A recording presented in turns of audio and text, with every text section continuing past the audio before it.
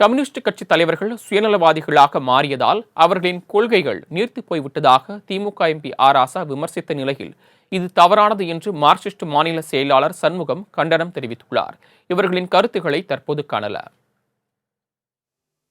போன கம்யூனிஸ்ட் தத்துவம் தான் ஒரு மிகப்பெரிய பிரளயத்தை இந்த மண்ணில் ஏற்படுத்தி மிகப்பெரிய ரஷ்யாவினுடைய உருவாக்கத்தை வெளிப்படுத்தியது.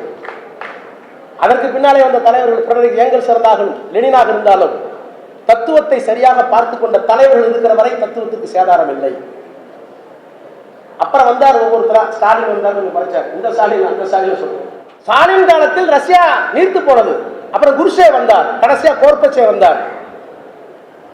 எந்த பொது உடைமை தத்துவத்தால் எல்லா மாகாணங்களையும் தேசிய இனங்களையும் ஒன்றாக்கி ஒரு பெரிய ரஷ்யாவை கட்டமைத்தார்களோ, சோவியத் ரஷ்யாவை கட்டமைத்தார்களோ, வல்லமை பொருந்திய அமெரிக்காவுக்கு எதிராக ஒரு மிகப்பெரிய நாட்டை உருவாக்கினார்களோ, வல்லரசை உருவாக்கினார்களோ, அந்த நாடு சிதறந்து போனதுக்கு என்ன காரணம்? கோர்பச்சேவ் என்கின்ற அந்த தலைவர் மோசமானவர்.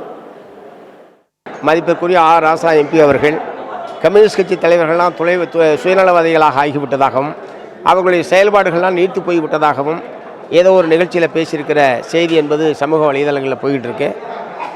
நாங்கள் சுயநலவாதி ஆயிட்டோமா இல்லையான்றதை எந்த அடிப்படையில் அவர் சொல்கிறான்னு தெரில. அவர் சொல்கிறது முழுக்க முழுக்க கண்டிக்கத்தக்கது, அடிப்படை ஆதாரமற்றது. நாங்கள் தீவிரமாக செயல்பட்டு கொண்டிருக்கிறோம் என்பது தமிழ்நாட்டில் அவங்க தான் ஆளுங்கட்சியாக இருக்காங்க. அவங்க காவல்துறை அதிகாரிகள் கேட்டாவே தெரியும்.